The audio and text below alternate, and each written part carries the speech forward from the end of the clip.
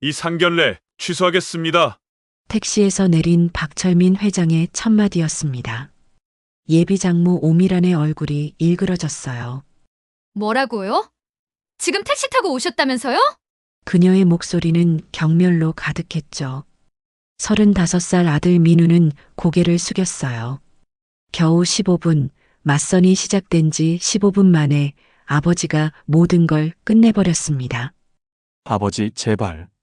민우가 떨리는 목소리로 말했지만 철민의 눈빛은 단호했어요. 강대식 예비장인이 비웃듯 말했습니다. 택시비는 있으시겠죠? 설마 그것도? 레스토랑 안의 공기가 얼어붙었어요. 예비 신부 강지은은 스마트폰만 들여다보고 있었습니다. 민우를 한 번도 쳐다보지 않았죠. 그때 철민이 천천히 자리에서 일어났어요. 아들아, 가자. 민우는 울컥했습니다.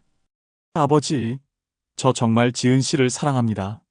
하지만 철민은 이미 식당 문을 향해 걷고 있었어요. 오미란이 소리쳤습니다. 이게 무슨 결례예요? 당신들 같은 사람이. 그 순간 철민이 돌아섰습니다. 그의 눈빛에는 뭔가 깊은 슬픔이 담겨 있었어요. 이 가족엔 심상치 않은 비밀이 숨겨져 있었습니다. 사실 민우는 10년 전 어머니를 잃었습니다. 암이었어요. 병원에서 마지막 날 어머니는 아버지 손을 꼭 잡고 말했죠. 민우에게 돈이 아닌 사람을 보는 눈을 가르쳐 주세요. 그게 어머니의 마지막 유언이었습니다. 아버지 철민은 그 후 사업을 접었다고만 말했어요. 민우는 그렇게 믿고 살았습니다. 평범한 중산층 가정, 소박하지만 따뜻한 삶이라고 생각했죠. 그런데 갑자기 6개월 전 아버지가 맞선을 권했어요. 민우야, 강지은이라는 분을 한번 만나보렴. 민우는 깜짝 놀랐습니다. 아버지가 먼저 맞선을 주선하다니 평생 처음 있는 일이었거든요. 강지은의 프로필은 화려했어요. 명문대 출신의 외국계 기업 근무, 사진도 아름다웠죠. 하지만 뭔가 이상했습니다. 왜 하필 자신 같은 평범한 사람에게 이런 인연이 왔을까요? 첫 만남에서 지은은 상냥했어요. 민우 씨, 저도 평범한 삶을 원해요. 화려한 건 지겨워요. 민우는 그 말을 믿었습니다.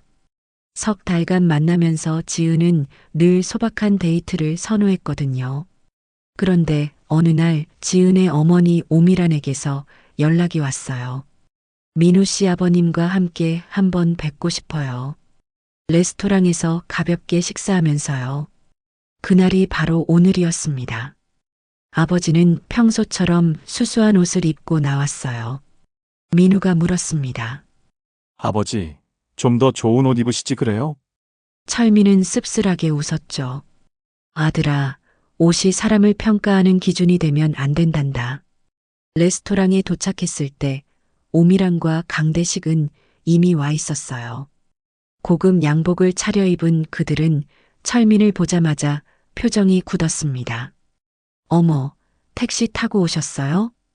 오미란의 목소리엔 노골적인 실망이 묻어났죠. 강대식이 명함을 내밀며 말했어요. 저희는 대성산업을 운영하고 있습니다. 직원이 200명 정도 되죠? 철민은 조용히 명함을 받았습니다. 그렇군요. 좋은 사업하고 계시네요. 그때 오미란이 노골적으로 물었어요. 댁은 무슨 일 하시는지 여쭤봐도 될까요? 아드님 말로는 은퇴하셨다고 들었는데요. 민우는 얼굴이 화끈거렸습니다.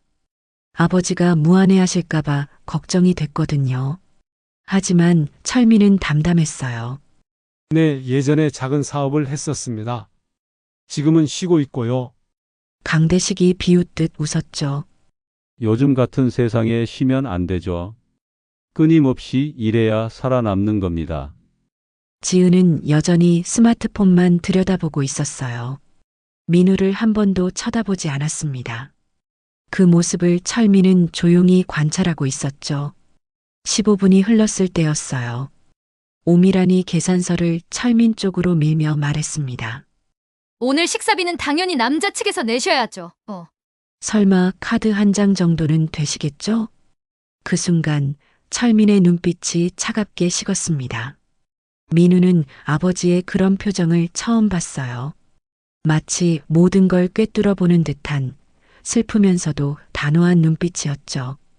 이 만남 취소하겠습니다. 철민이 자리에서 일어났어요. 방 안의 공기가 얼어붙었습니다. 민우는 패닉 상태였죠. 아버지, 뭐 하시는 거예요? 하지만 철민은 이미 식당 문을 향해 걷고 있었어요. 뒤에서 오밀한의 고함 소리가 들렸습니다. 이게 무슨 결례예요? 당신들 같은 가난뱅이가 감히. 철민은 돌아보지 않았어요. 그저 민우의 손을 잡고 밖으로 나왔죠. 택시를 타고 집으로 돌아오는 내내 민우는 울먹였습니다. 아버지, 저 정말 지은 씨를 사랑했어요. 철민이 아들의 어깨를 토닥였어요. 아들아, 저 사람들은 너를 사랑하지 않는단다. 내가 아니라 다른 걸 본 거야. 민우는 이해할 수 없었습니다. 아버지가 대체 무슨 말을 하시는 건지, 왜 이런 선택을 하셨는지. 그날 밤 민우는 지은에게 문자를 보냈어요. 지은 씨, 오늘 일 정말 죄송합니다. 다시 한번 기회를 주세요. 하지만 답장은 오지 않았습니다. 대신 다음 날 아침 강대식에게서 전화가 왔죠. 민우 씨, 솔직히 말하겠습니다. 우리 딸은 당신 같은 집안과는 맞지 않아요. 전화가 끊긴 후 민우는 멍하니 앉아 있었어요. 첫사랑이 무너지는 소리가 들리는 것만 같았습니다. 그런데 그때 철민이 방문을 열고 들어왔어요. 손에는 오래된 편지 한 통을 들고 있었죠. 민우야, 이걸 읽어봐라. 그건 돌아가신 어머니의 편지였습니다. 민우는 손이 떨렸어요. 10년 만에 보는 어머니의 글씨였거든요. 편지에는 이렇게 적혀 있었습니다. 민우야, 엄마는 내가 진짜 사랑을 만나길 바란다. 돈도 아니고 조건도 아닌 내 마음을 먼저 보는 사람 말이야. 민우의 눈에서 눈물이 흘러내렸어요. 아버지는 어머니의 유언을 지키려 했던 거였습니다. 하지만 여전히 의문이 남았죠. 왜 하필 강지은이었을까요?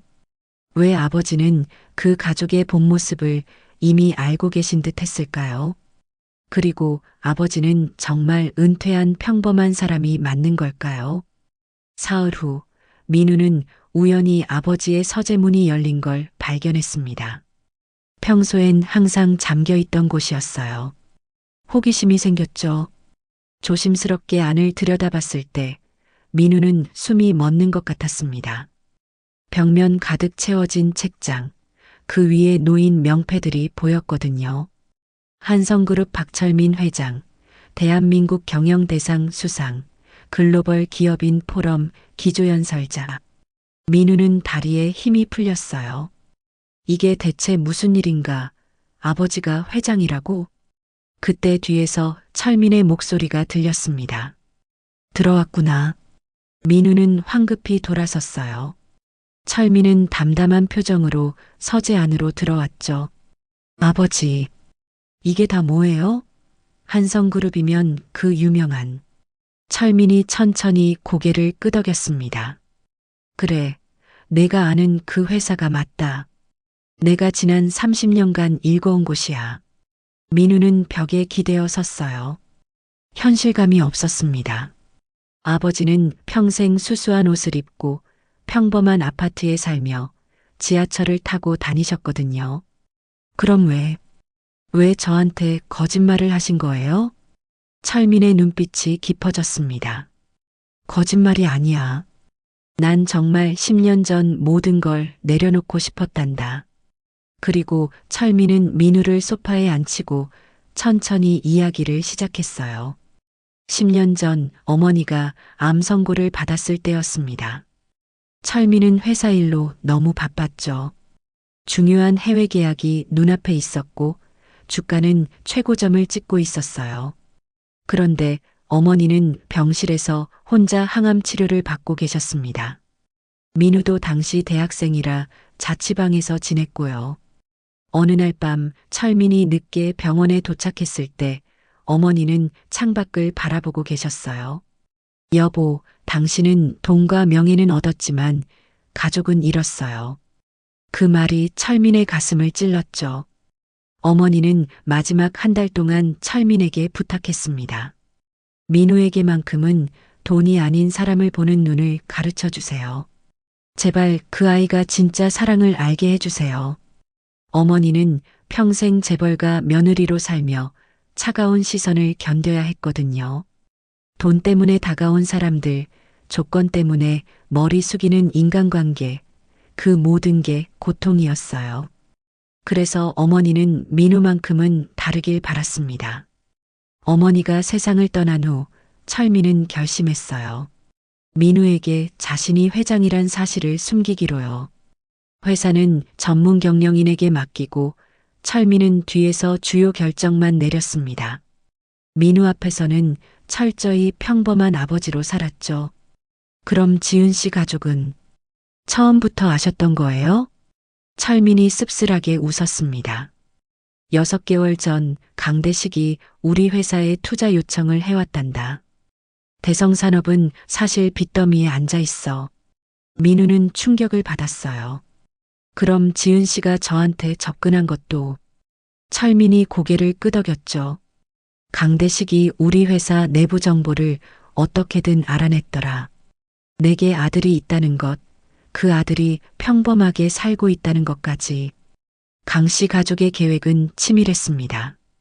지은을 민우에게 접근시켜 결혼까지 유도하고 그 연으로 한성그룹의 투자를 받아내는 것이었죠. 그래서 일부러 택시를 타고 가신 거예요? 철민이 민우의 손을 잡았습니다.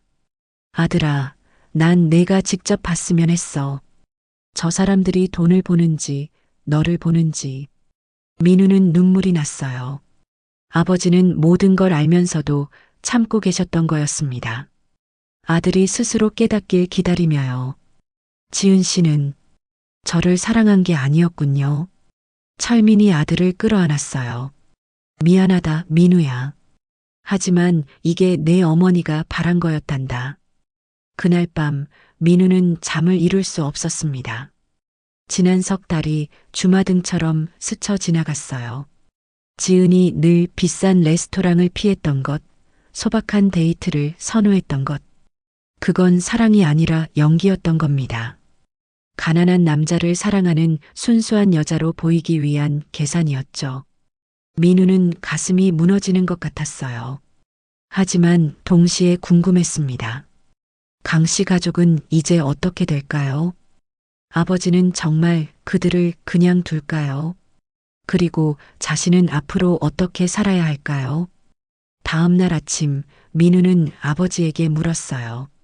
아버지, 저 이제 어떻게 해야 하죠? 철민이 창밖을 바라보며 말했습니다. 민우야, 넌 내가 원하는 삶을 살면 된단다. 다만 이제는 사람을 제대로 보는 눈을 갖게 됐을 거야. 그때 철민의 휴대폰이 울렸어요. 비서실장의 전화였습니다. 회장님, 대성산업 측에서 다시 연락이 왔습니다. 긴급 면담을 요청한다고 합니다. 철민의 표정이 굳어졌죠. 알겠네. 오늘 오후 3시에 본사 회장실로 오라고 전하게. 전화를 끊은 철민이 민우를 바라봤어요. 민우야, 오늘 오후에 아버지 회사에 같이 가볼래? 민우는 고개를 끄덕였습니다. 이제 모든 진실을 마주할 시간이었어요. 강 씨 가족이 한성그룹 회장실에서 철민을 다시 만났을 때 그들의 표정이 어떨지 민우는 상상조차 되지 않았습니다. 오후 3시 한성그룹 본사 63층 회장실. 민우는 처음으로 아버지의 진짜 세계를 마주했습니다. 유리로 된 초고층 건물, 대리석 바닥이 빛나는 로비, 공손하게 인사하는 직원들. 엘리베이터 안에서 민우는 긴장했어요. 철민이 아들의 어깨를 가볍게 두드렸죠. 긴장하지 마라. 그냥 지켜보기만 하면 된단다. 회장실 문이 열렸을 때 비서실장이 깊게 고개를 숙였습니다. 회장님, 대성산업 측에서 이미 도착해 계십니다. 철민이 고개를 끄덕이며 응접실로 들어갔어요.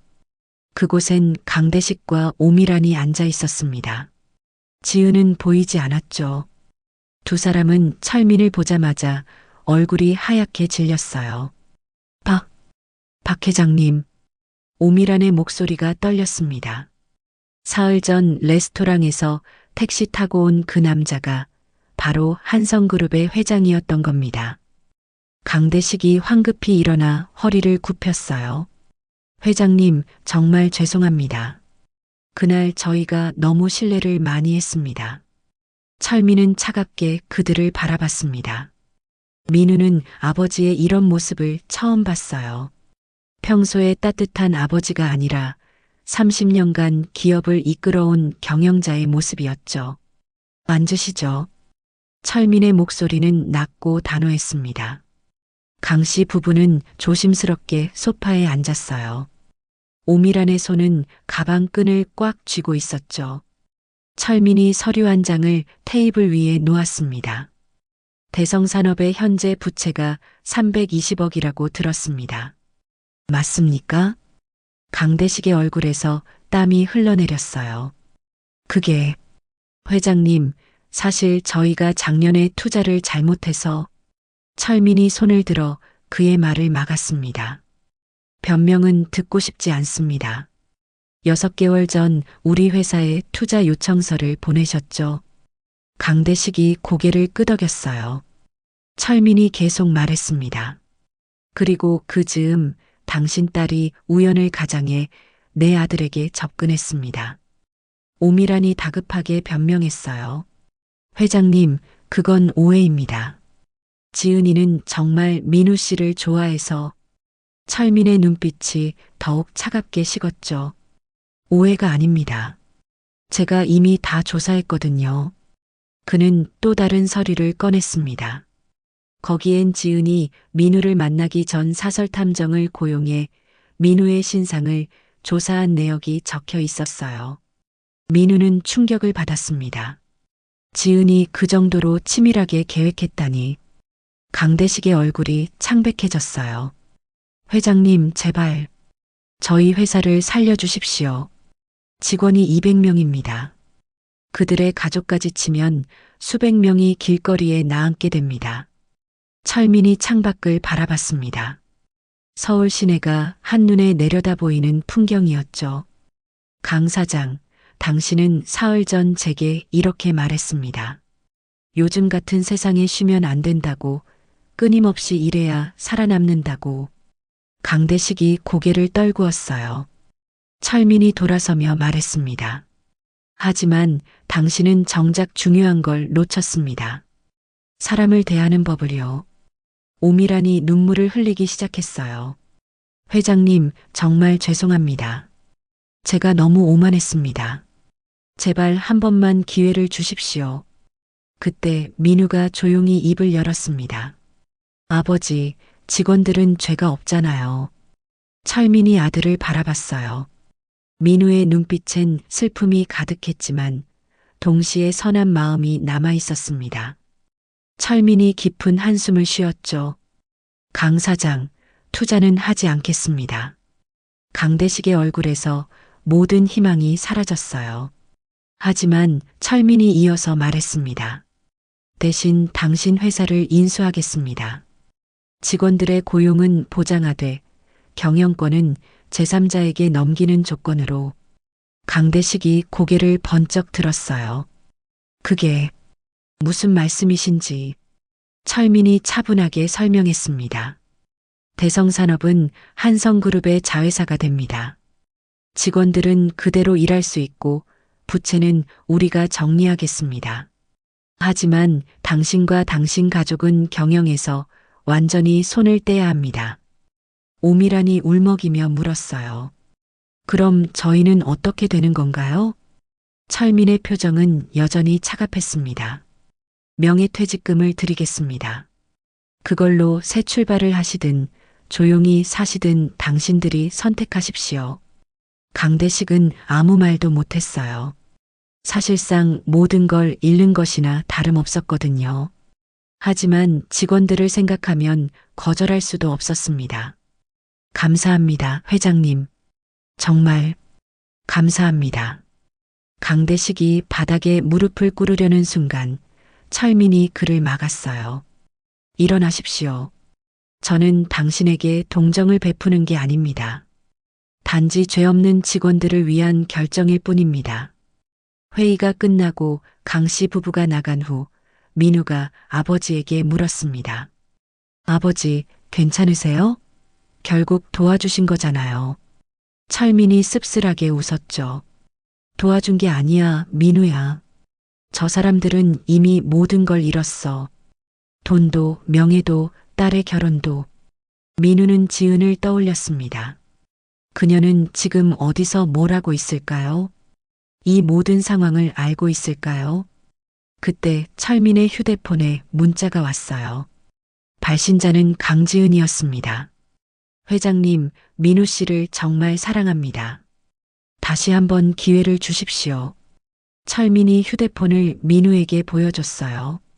민우는 그 문자를 읽고 쓴웃음을 지었습니다. 여전히 지은은 상황을 모르고 있었던 거죠. 아니, 어쩌면 알고도 마지막 발악을 하고 있는 건지도 몰랐어요. 답장 안 하셔도 됩니다, 아버지. 민우의 목소리는 담담했습니다. 철민이 아들의 어깨를 두드렸어요. 많이 컸구나, 민우야. 그날 저녁 집으로 돌아온 민우는 오랜만에 어머니 사진을 꺼내봤습니다. 어머니는 사진 속에서 따뜻하게 웃고 계셨어요. 엄마, 이제 알 것 같아요. 엄마가 왜 그런 유언을 남기셨는지. 민우는 눈물을 닦았습니다. 아팠지만 배웠어요. 진짜 사랑이 뭔지, 사람을 어떻게 봐야 하는지. 하지만 이야기는 아직 끝나지 않았습니다. 강지은은 쉽게 포기할 사람이 아니었거든요. 일주일 후 민우는 평소처럼 출근길에 올랐습니다. 그는 작은 IT 스타트업에서 개발자로 일하고 있었어요. 아버지가 회장이란 걸 알았지만 민우는 여전히 자기 힘으로 살고 싶었거든요. 그런데 회사 앞에 도착했을 때 낯익은 차 한 대가 서 있었습니다. 고급 수입차였어요. 차 문이 열리고 강지은이 내렸죠. 민우는 깜짝 놀랐습니다. 지은은 예전과 달리 화려한 옷을 입고 있었어요. 명품 가방에 하이힐까지 완전히 다른 모습이었죠. 민우 씨, 잠깐만 시간 내줄 수 있어요? 지은의 목소리는 다급했습니다. 민우는 잠시 망설이다가 근처 카페로 그녀를 따라갔어요. 카페에 앉자마자 지은이 민우의 손을 잡으려 했습니다. 민우는 손을 빼며 조용히 말했어요. 지은 씨, 이제 그만하세요. 우리 사이는 이미 끝났잖아요. 지은의 눈에 눈물이 맺혔습니다. 민우 씨, 제발 들어주세요. 저 정말 당신을 사랑해요. 민우는 고개를 저었어요. 사랑이요? 6개월 전 사설 탐정을 고용해서 저를 조사한 게 사랑인가요? 지은의 얼굴이 창백해졌습니다. 그녀는 철민이 이미 모든 걸 알고 있다는 사실을 깨달았죠. 잠시 침묵이 흘렀어요. 지은이 작은 목소리로 말했습니다. 처음엔 그랬어요. 인정할게요. 아버지가 당신 집안을 조사하라고 했고, 저도 그게 우리 집안을 살릴 방법이라고 생각했어요. 민우는 쓴웃음을 지었습니다. 지은이 계속 말했어요. 하지만 당신을 만나면서 달라졌어요. 민우 씨는 정말 착한 사람이었고, 제게 진심으로 대해줬잖아요. 저도 모르게 정말 당신을 좋아하게 됐어요. 민우가 차갑게 물었습니다. 그래서요? 그런데 왜 맞선 자리에서는 저를 한 번도 안 쳐다보셨죠? 왜 부모님이 제 아버지를 모욕할 때 한마디도 안 하셨어요? 지은은 아무 대답도 못했어요. 민우가 자리에서 일어났습니다. 지은 씨, 진짜 사랑은 조건이 없어요. 부모님 앞에서도 돈이 없어도 그 사람을 지킬 수 있는 게 사랑이에요. 지은이 울먹이며 말했죠. 민우 씨, 제발 다시 한 번만 기회를 주세요. 제가 정말 잘할게요. 민우는 고개를 저으며 카페를 나왔습니다. 뒤에서 지은의 흐느끼는 소리가 들렸지만 민우는 돌아보지 않았어요. 가슴은 아팠지만 이게 맞는 선택이라는 걸 알고 있었거든요. 회사에 도착한 민우는 하루 종일 일에 집중하려 했습니다. 하지만 자꾸만 지은의 얼굴이 떠올랐어요. 그녀의 눈물이 진짜였을까요? 아니면 그것마저 연기였을까요? 퇴근 시간이 되어 집에 돌아왔을 때 아버지가 거실에 앉아 계셨습니다. 철민의 표정이 심각해 보였어요. 민우야, 앉아라. 할 얘기가 있다. 민우는 불안한 마음으로 소파에 앉았습니다. 철민이 태블릿을 건네며 말했어요. 오늘 오전에 강지은이 너를 만났다며? 민우는 깜짝 놀랐습니다. 어떻게 아셨어요? 철민이 한숨을 쉬었죠. 비서실에서 보고를 받았어. 내 주변에 경호원을 배치해뒀거든. 민우는 처음 알았어요. 아버지가 자신을 몰래 보호하고 있었다는 걸. 철민이 심각한 표정으로 말했습니다. 민우야, 강지은은 지금 매우 위험한 상황이야. 강대식 부부가 모든 재산을 잃고 나서 지은에게 엄청난 압박을 가하고 있거든. 태블릿 화면에는 지은의 SNS가 띄워져 있었어요. 최근 며칠간 올라온 게시물들은 모두 삭제돼 있었고 프로필 사진도 사라진 상태였죠. 아버지, 설마. 철민이 고개를 끄덕였습니다. 강 씨 부부는 지은에게 내게 다시 접근하라고 강요하고 있어. 어떻게든 너와 결혼해서 우리 집안과 연을 맺으라고. 민우는 충격을 받았어요. 지은도 피해자였던 겁니다. 부모의 욕심 때문에 이용당하고 있었던 거죠. 아버지, 우리가 지은 씨를 도와줄 수 있나요? 철민이 창밖을 바라봤습니다. 민우야, 내 마음은 이해한다. 하지만 지은이 정말 너를 사랑하는지 아니면 여전히 부모의 명령을 따르는 건지 우리는 알 수 없어. 그때 민우의 휴대폰이 울렸어요. 모르는 번호였습니다. 전화를 받자 낯선 남자의 목소리가 들렸죠. 민우 씨, 저는 지은의 대학 동기입니다. 지금 지은이가 위험해요.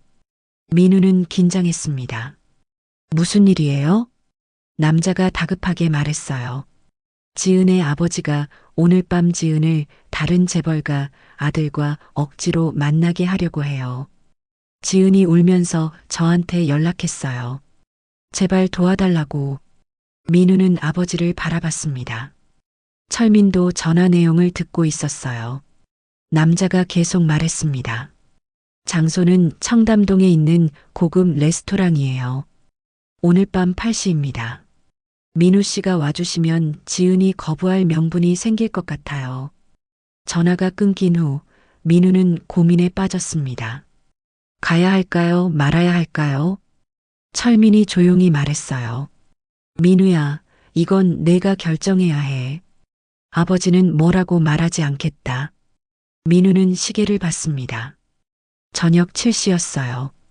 1시간 안에 결정해야 했죠.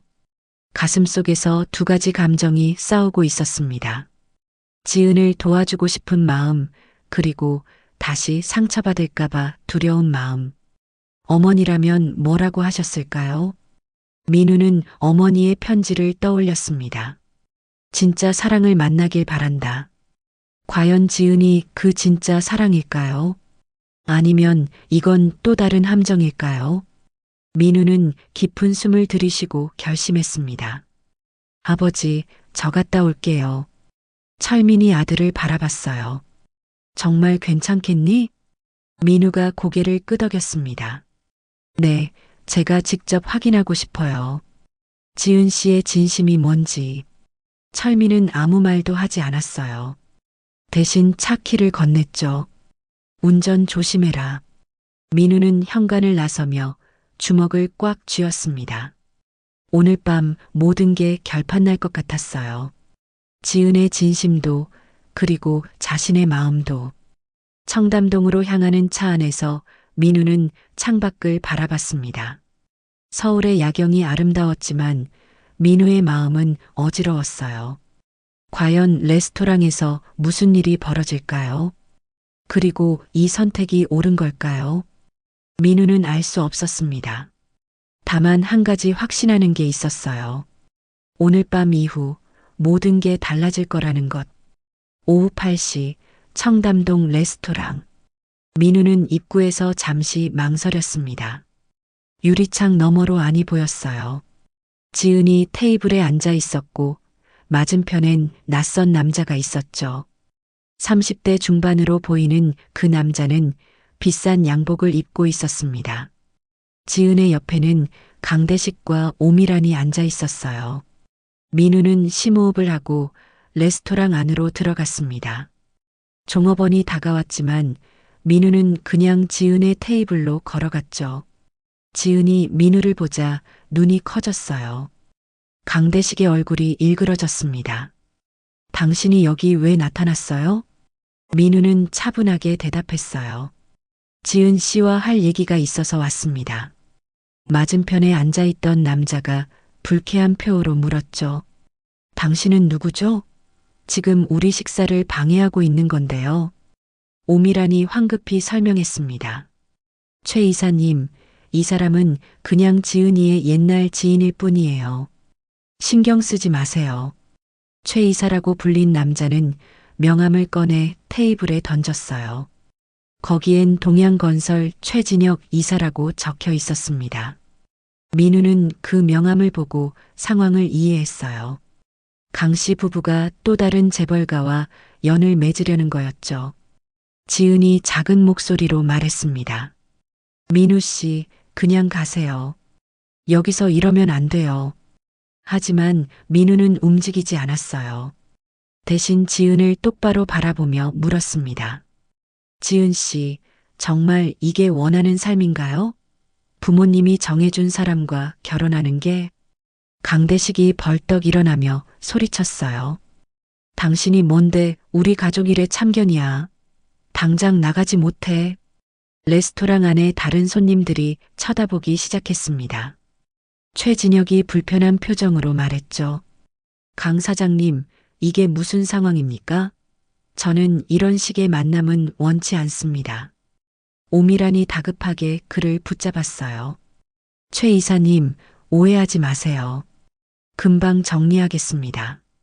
그때 지은이 천천히 자리에서 일어났습니다. 그녀의 눈에는 눈물이 가득했어요. 아버지, 어머니, 이제 그만하세요. 강대식이 딸을 노려봤습니다. 지은아, 지금 내가 무슨 짓을 하는 거니? 우리 집안을 살릴 마지막 기회라고 했잖아. 지은이 고개를 저었어요. 아버지, 저 이제 못하겠어요. 사랑하지도 않는 사람과 결혼해서 집안을 살리라는 게 말이 돼요? 오미란이 딸의 팔을 잡았죠. 지은아, 정신 차려. 최 이사님은 좋은 분이야. 너도 살다 보면 사랑 같은 건 생기게 돼 있어. 지은이 어머니의 손을 뿌리쳤습니다. 어머니, 어머니도 그렇게 사셨어요? 아버지를 처음부터 사랑하지 않으셨나요? 오미란의 얼굴이 하얗게 질렸어요. 지은이 계속 말했습니다. 저 6개월 동안 너무 힘들었어요. 민우 씨를 이용하라고 하셨을 때부터 제 마음은 찢어지고 있었어요. 민우는 놀랐습니다. 지은의 목소리에 진심이 담겨 있었거든요. 지은이 민우를 바라보며 말했어요. 민우 씨, 처음엔 정말 아버지 말대로 했어요. 당신을 이용하려고 접근했어요. 하지만 시간이 지나면서 제 마음이 달라졌어요. 그녀의 눈물이 뺨을 타고 흘러내렸습니다. 당신은 제게 처음으로 조건 없이 잘해준 사람이었어요. 제 집안이나 외모가 아니라 그냥 저라는 사람을 봐준 거예요. 민우는 가슴이 뭉클했어요. 하지만 여전히 확신이 서지 않았죠. 최진혁이 짜증스럽게 자리에서 일어났습니다. 강 사장, 이런 가정사를 보여주시려고 저를 부르신 겁니까? 저는 이만 가보겠습니다. 그가 레스토랑을 나가려는 순간 강대식이 그의 앞을 막아섰어요. 최 이사님, 제발 기다려 주십시오. 지은이 저러는 건 일시적인 감정일 뿐입니다. 최진혁이 냉정하게 말했죠. 강 사장, 제가 보기엔 따님이 이미 마음을 정하신 것 같은데요. 억지로 결혼시키시려는 겁니까? 강대식은 아무 말도 못했어요. 최진혁이 지은을 바라보며 말했습니다. 아가씨, 본인의 행복을 위해 싸우세요. 부모님 뜻대로만 살면 평생 후회하게 됩니다. 그리고 그는 레스토랑을 나갔습니다. 강대식이 주저앉았어요. 이제 끝이구나. 우리 집안은 정말 끝이야. 오미란도 눈물을 흘렸죠. 지은이 부모님을 바라보며 말했습니다. 아버지, 어머니, 저도 힘들어요. 하지만 저를 도구로 쓰지 마세요. 저도 제 인생을 살고 싶어요. 강대식이 딸을 노려봤어요. 그래, 내 맘대로 해라. 하지만 우리 집안이 망하는 건 내 책임이다. 그 말을 남기고 강대식과 오미라는 레스토랑을 나갔습니다. 테이블엔 민우와 지은만 남았어요. 둘 사이에 침묵이 흘렀습니다. 지은이 먼저 입을 열었어요. 민우 씨, 저 정말 당신을 사랑해요. 하지만 제가 당신을 이용하려 했던 건 사실이에요. 민우는 아무 말도 하지 않았습니다. 지은이 계속 말했죠. 저한테 기회를 달라고 말하지 않을게요. 그럴 자격이 없다는 거 알아요. 다만 한 가지만 믿어주세요. 그녀가 민우의 눈을 똑바로 바라봤어요. 제가 당신과 함께한 시간들, 그건 진심이었어요. 처음으로 제 마음대로 사랑한 거예요. 민우는 가슴이 아팠습니다. 지은의 눈빛이 거짓말을 하고 있지 않다는 걸 느낄 수 있었거든요. 하지만 동시에 두려웠어요. 다시 믿었다가 또 상처받을까봐. 민우가 조용히 말했습니다. 지은 씨, 저도 솔직히 말할게요. 지은 씨가 진심인지 아닌지 아직도 확신이 안 서요. 지은이 고개를 끄덕였어요. 민우가 이어서 말했습니다. 하지만 오늘 부모님 앞에서 당신이 보여준 용기, 그건 인정해요. 쉽지 않은 선택이었을 거예요. 지은의 눈에서 눈물이 또 흘러내렸습니다. 민우가 자리에서 일어나며 말했어요. 지은 씨, 저 이제 가볼게요. 시간이 필요할 것 같아요. 서로에게. 지은이 울먹이며 물었죠. 민우 씨, 혹시 나중에 다시 만날 수 있을까요? 민우는 대답하지 않았습니다. 그냥 레스토랑을 나왔어요. 밖에는 차가운 겨울바람이 불고 있었습니다. 민우는 하늘을 올려다봤어요. 별이 하나도 보이지 않는 서울의 밤하늘이었죠.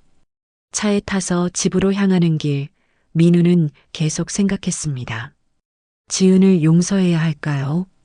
아니면 완전히 잊어야 할까요? 집에 도착했을 때 아버지가 거실에서 기다리고 계셨어요. 민우는 소파에 주저앉았습니다. 철민이 따뜻한 차를 건네며 물었어요. 어땠니? 민우가 한숨을 쉬었습니다. 아버지, 저 어떻게 해야 할지 모르겠어요. 철민이 아들의 어깨를 토닥였죠. 민우야, 사랑은 원래 복잡한 거란다. 흑백 논리로 판단할 수 있는 게 아니야. 민우가 아버지를 바라봤어요. 철민이 창밖을 보며 말했습니다. 하지만 한 가지는 확실해. 진짜 사랑은 시간이 증명해 준단다. 민우는 고개를 끄덕였어요. 그날 밤 민우는 잠을 이룰 수 없었습니다. 지은의 얼굴이 자꾸만 떠올랐거든요. 그리고 궁금했어요. 지은도 지금 잠을 못 이루고 있을까요? 3개월이 흘렀습니다. 민우는 그동안 지은과 연락을 끊고 지냈어요. 서로에게 시간이 필요하다고 생각했거든요. 회사 일에 집중하며 평범한 일상을 살아갔습니다. 하지만 가끔 지은이 떠올랐어요. 그녀는 지금 어떻게 지내고 있을까요? 부모님과는 화해했을까요? 어느 봄날 오후 민우는 아버지에게서 전화를 받았습니다. 민우야, 오늘 저녁에 집에 일찍 들어올 수 있겠니? 중요한 얘기가 있단다. 철민의 목소리가 심각했어요. 민우는 불안한 마음으로 일찍 퇴근했습니다. 집에 도착했을 때 거실에는 아버지뿐만 아니라 낯선 중년 남자가 앉아 있었어요. 단정한 양복을 입은 그 남자는 민우를 보자 정중하게 인사했죠. 안녕하십니까, 민우 씨. 저는 법무법인 정의 소속 변호사 김상현입니다. 민우는 긴장했습니다. 왜 갑자기 변호사가 집에 온 걸까요? 철민이 아들을 소파에 앉히며 말했어요. 민우야, 강대식 씨가 일주일 전에 세상을 떠났단다. 민우는 충격을 받았습니다. 네, 어떻게요? 김 변호사가 조심스럽게 설명했어요. 심장마비로 급작스럽게 돌아가셨습니다. 그동안 사업 실패로 인한 스트레스가 컸던 것 같습니다. 민우는 할 말을 잃었어요. 지은이 떠올랐습니다. 아버지를 잃은 그녀는 지금 얼마나 힘들까요? 김 변호사가 서류 봉투를 꺼냈습니다. 사실 제가 오늘 찾아온 이유가 있습니다. 강대식 씨께서 돌아가시기 전 유언장을 작성하셨는데 그 안에 민우 씨에 대한 내용이 있습니다. 민우는 어리둥절했어요. 저요? 왜 제가? 김 변호사가 봉투를 열어 편지 한 장을 꺼냈죠. 그건 강대식이 직접 손으로 쓴 편지였습니다. 민우는 떨리는 손으로 편지를 받아 읽기 시작했어요. 편지에는 이렇게 적혀 있었습니다. 민우 씨에게 저는 평생 돈만 쫓아 살았습니다. 사람의 가치를 돈으로 평가했고 심지어 제 딸까지 사업의 도구로 이용했습니다. 민우는 계속 읽어내려갔어요. 레스토랑에서 당신이 지은이를 데리러 왔을 때 저는 깨달았습니다. 당신이야말로 제 딸을 진심으로 걱정하는 사람이라는 걸. 편지의 글씨체가 중간부터 흔들리기 시작했습니다. 저는 후회합니다. 박철민 회장님을 택시 타고 오셨다고 무시했던 것, 당신을 가난하다고 업신여긴 것, 무엇보다 제 딸에게 진짜 사랑을 가르쳐 주지 못한 것. 민우의 눈에 눈물이 맺혔어요. 민우 씨, 부탁이 있습니다. 지은이를 용서해 주십시오. 모든 건 제 욕심 때문이었습니다. 지은이는 당신을 진심으로 사랑합니다. 편지의 마지막 줄은 이렇게 끝났습니다. 제가 죽고 나면 지은이에게 남는 건 아무것도 없을 겁니다. 하지만 당신이 곁에 있어 준다면 그것만으로도 제 딸은 행복할 수 있을 것 같습니다. 부디 제 마지막 부탁을 들어주십시오. 민우는 편지를 다 읽고 눈물을 닦았습니다. 김 변호사가 또 다른 서류를 꺼냈어요. 강대식 씨께서는 생전에 DNA 검사도 의뢰하셨습니다. 민우는 고개를 갸웃거렸어요. DNA 검사요? 무슨? 김 변호사가 조심스럽게 말했습니다. 사실 강지은 씨는 강대식 씨의 친딸이 아닙니다. 민우와 철민 모두 깜짝 놀랐어요. 김 변호사가 계속 설명했죠. 25년 전 강대식 씨 부부는 아이를 가질 수 없는 상황이었습니다. 그래서 고아원에서 지은 씨를 입양했습니다. 민우는 믿을 수 없었어요. 지은이 입양하였다니. 김 변호사가 말했습니다. 강대식 씨는 돌아가시기 전 이 사실을 지은 씨에게 알렸습니다. 그리고 지은 씨가 원한다면 친부모를 찾아주겠다고 약속했었죠. 김 변호사가 마지막 서류를 꺼냈어요. 그런데 조사 결과가 놀랍습니다. 지은 씨의 친모는 이미 10년 전에 돌아가셨습니다. 민우는 가슴이 철렁했어요. 혹시 하는 생각이 들었거든요. 김 변호사가 조심스럽게 말했습니다. 지은 씨의 친모는 박철민 회장님의 아내와 같은 병실을 사용했던 분입니다. 당시 안말기 환자셨죠. 철민이 벌떡 일어났어요. 그게 무슨 말입니까? 김 변호사가 고개를 숙였습니다. 회장님, 아내분께서 돌아가시기 일주일 전 옆 병상에 계셨던 분이 지은 씨의 친모였습니다. 민우는 온몸에 소름이 돋았어요. 이게 우연일까요? 김 변호사가 낡은 사진 한 장을 꺼냈습니다. 거기엔 두 여자가 병실에서 함께 찍은 사진이 있었어요. 한 명은 민우의 어머니였고 다른 한 명은 낯선 여자였죠. 사진 뒷면에는 글씨가 적혀 있었습니다. 친구가 되어줘서 고마워요. 당신 아들이 언젠가 내 딸을 만나게 된다면 그건 운명일 거예요. 민우의 손이 떨렸습니다. 어머니가 이미 알고 계셨던 걸까요? 철민도 충격을 받은 표정이었어요. 김 변호사가 말했습니다. 강대식 씨는 이 모든 걸 알고 나서 더욱 후회하셨다고 합니다. 지은 씨와 민우 씨의 만남이 어쩌면 두 어머니의 바람이었을지도 모른다고. 민우는 눈물을 참을 수 없었어요. 어머니의 마지막 유언이 떠올랐습니다. 진짜 사랑을 만나길 바란다.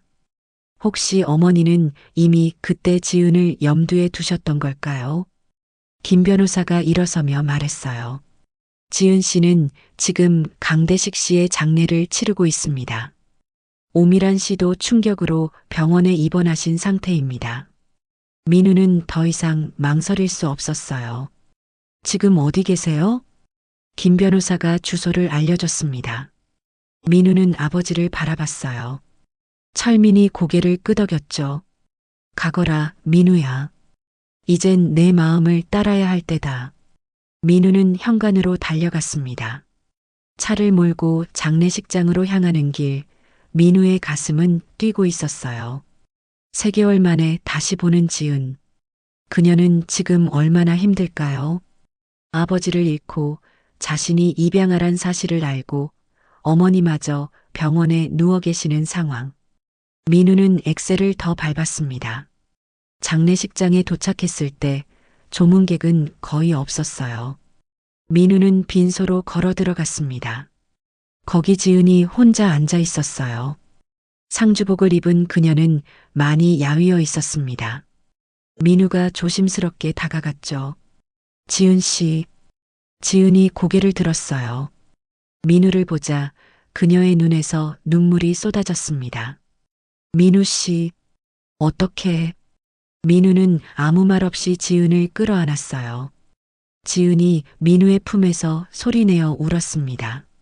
민우 씨, 저 이제 정말 아무것도 없어요.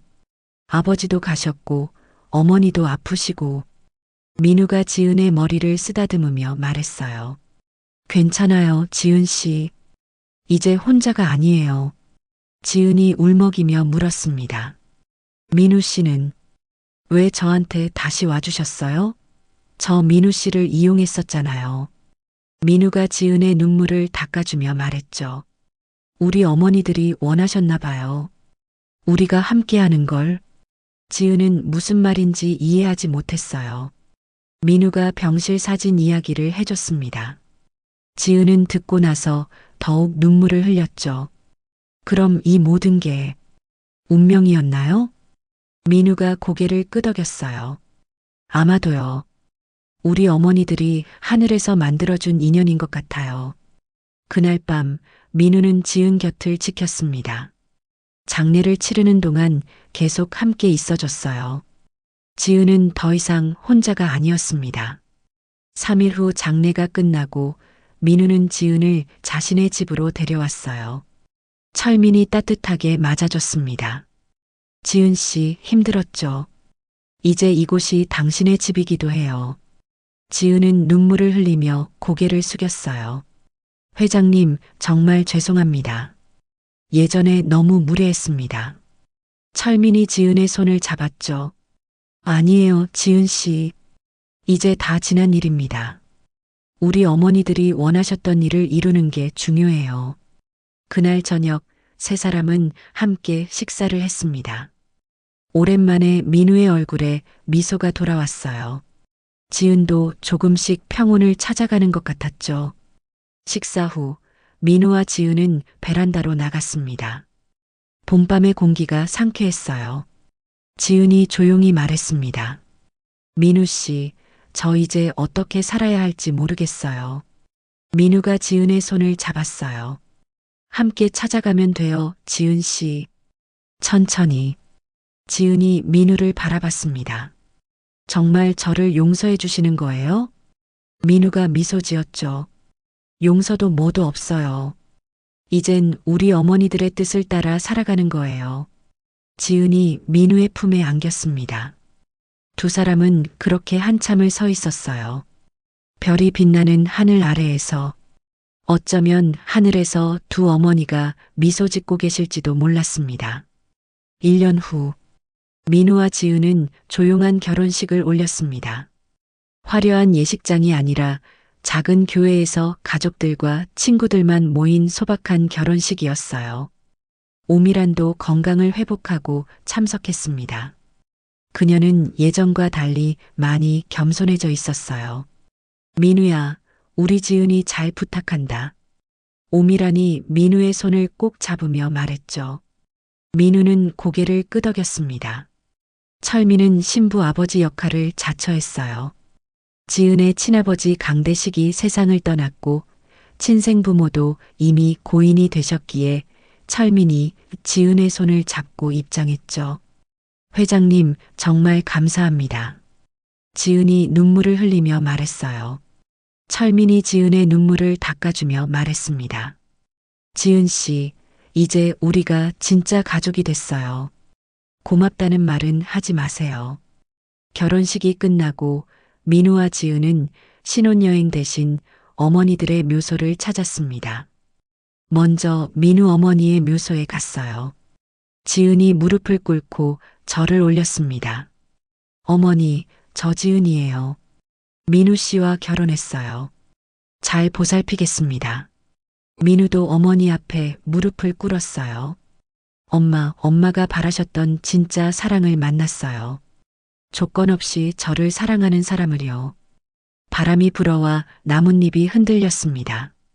마치 어머니가 대답하는 것 같았어요. 그 다음 지은의 친모 묘소를 찾았습니다. 강대식이 생전에 마련해둔 곳이었죠. 지은이 묘비 앞에서 한참을 울었어요. 엄마, 저예요. 만나지도 못한 딸이에요. 하지만 엄마 덕분에 좋은 사람을 만났어요. 민우가 지은의 어깨를 감싸 안았습니다. 두 사람은 그렇게 한참을 앉아 있었어요. 묘소를 나오며 지은이 말했습니다. 민우 씨, 우리 앞으로 두 어머니를 위해 좋은 일 많이 하며 살아요. 민우가 고개를 끄덕였죠. 그래요, 지은 씨. 그게 어머니들이 원하시는 일일 거예요. 6개월 후 민우와 지은은 작은 재단을 만들었습니다. 두 어머니 장학재단이라는 이름이었어요. 어려운 환경에서 공부하는 학생들을 돕는 재단이었죠. 철민이 재단 설립 자금을 지원해줬습니다. 하지만 민우와 지은은 직접 발로 뛰며 학생들을 찾아다녔어요. 어느 날 그들은 고아원을 방문했습니다. 지은이 자랐던 바로 그 고아원이었어요. 지은아, 정말 오랜만이네. 원장 선생님이 지은을 보고 반갑게 맞아줬습니다. 지은은 그곳에서 자신과 비슷한 처지의 아이들을 만났어요. 한 여자아이가 조심스럽게 다가왔습니다. 언니, 저도 언니처럼 행복해질 수 있을까요? 지은이 아이를 끌어안았어요. 물론이야. 언니도 힘든 시간이 있었지만 지금은 행복해. 너도 분명 행복해질 거야. 민우는 그 모습을 지켜보며 미소 지었습니다. 지은이 과거의 상처를 딛고 다른 사람들에게 희망을 주고 있었거든요. 재단 활동을 하며 민우와 지은은 많은 사람들을 만났습니다. 암 투병 중인 환자들, 부모를 잃은 아이들, 사업 실패로 힘들어하는 가장들. 그들에게 경제적 도움뿐만 아니라 정서적 위로도 전했어요. 어느 날 저녁 집으로 돌아온 민우와 지은은 거실에 앉아 대화를 나눴습니다. 철민도 함께 있었어요. 아버지, 오늘 정말 보람 있는 하루였어요. 민우가 말했습니다. 철민이 미소 지으며 물었죠. 무슨 일이 있었니? 지은이 대답했어요.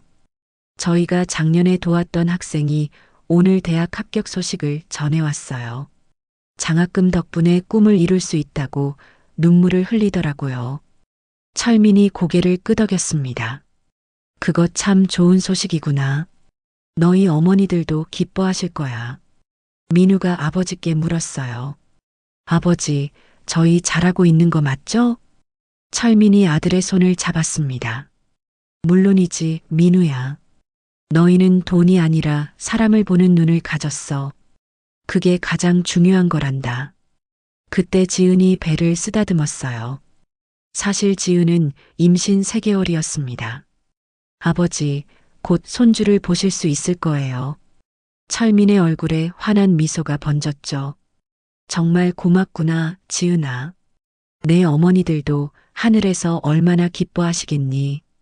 몇 달 후 지은은 건강한 딸을 낳았습니다.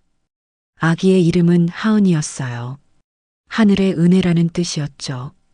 민우가 아기를 안고 창밖을 바라봤습니다. 하은아, 너는 정말 많은 사람들의 사랑을 받고 태어났어. 할머니들, 할아버지, 엄마, 아빠 모두 널 기다렸단다.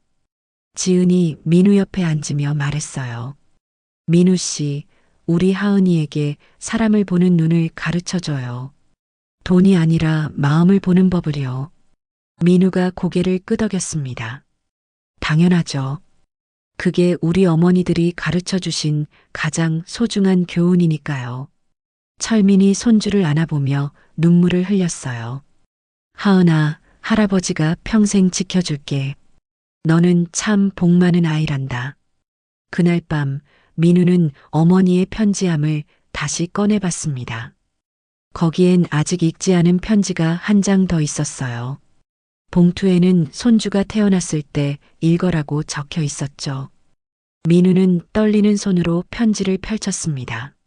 민우야, 이 편지를 읽고 있다면 너에게 아이가 생긴 거겠지. 엄마는 너무 기쁘단다. 민우의 눈에서 눈물이 흘러내렸어요. 민우야, 엄마가 평생 배운 게 하나 있어. 진짜 행복은 돈이 아니라 사람에게서 온다는 거. 사랑하는 사람들과 함께하는 순간이 가장 소중하다는 거. 어머니의 글씨가 흐려졌습니다. 아마 어머니도 눈물을 흘리며 쓰셨나 봐요. 내 아이에게도 그걸 가르쳐 주렴. 사람의 가치는 통장 잔고가 아니라 마음의 크기로 측정된다는 걸. 그리고 진짜 부자는 많이 가진 사람이 아니라 많이 나눌 수 있는 사람이라는 걸. 편지의 마지막 문장은 이렇게 끝났습니다. 민우야, 엄마는 내가 정말 자랑스럽단다. 사랑한다, 우리 아들. 민우는 편지를 가슴에 꼭 안았어요. 지은이 들어와서 민우 옆에 앉았습니다. 민우 씨, 무슨 편지예요? 민우가 지은에게 편지를 보여줬어요. 지은도 편지를 읽고 눈물을 흘렸죠. 우리 어머니 정말 멋지셨네요. 민우가 지은의 손을 잡았습니다. 지은 씨, 우리 하은이한테 이 편지를 물려줘요. 그리고 하은이도 자기 아이에게 물려주고 우리 가문의 가훈으로요. 지은이 고개를 끄덕였어요. 좋아요. 돈보다 사람이 먼저라는 것, 사랑이 가장 큰 재산이라는 것. 그걸 대대손손 전해줘요. 그날 밤 민우와 지은은 하은이를 안고 창밖을 바라봤습니다. 서울의 야경이 아름답게 빛나고 있었어요. 하지만 가장 아름다운 건 그들의 마음속에 있는 사랑이었죠. 1년 전 택시를 타고 온 재벌 회장.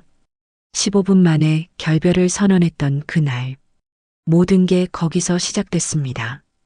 절망이 희망으로, 오해가 이해로, 상처가 치유로 바뀌었어요. 그리고 이제 새로운 생명이 태어나 또 다른 사랑의 이야기를 써내려갈 거예요. 민우는 하은이를 안고 속삭였습니다. 하은아, 할머니들이 하늘에서 너를 지켜보고 계실 거야. 너는 참 많은 사랑을 받고 태어난 아이란다. 지은이 민우와 하은이를 끌어안았어요. 세 사람은 그렇게 한참을 서 있었습니다. 사랑으로 가득 찬 집, 따뜻한 가족, 그리고 하늘에서 미소 짓고 있을 두 어머니. 이것이 바로 진짜 행복이었습니다. 돈으로 살 수 없는, 조건 없는 순수한 사랑. 여러분은 지금 누구를 사랑하고 계신가요? 그 사람을 돈으로 보고 계신가요? 아니면 마음으로 보고 계신가요? 진정한 분은 통장 잔고가 아니라 함께할 사람이 있다는 것. 오늘 이 이야기가 여러분의 마음에 작은 울림이 되었기를 바랍니다. 사랑하는 사람에게 먼저 연락해 보세요.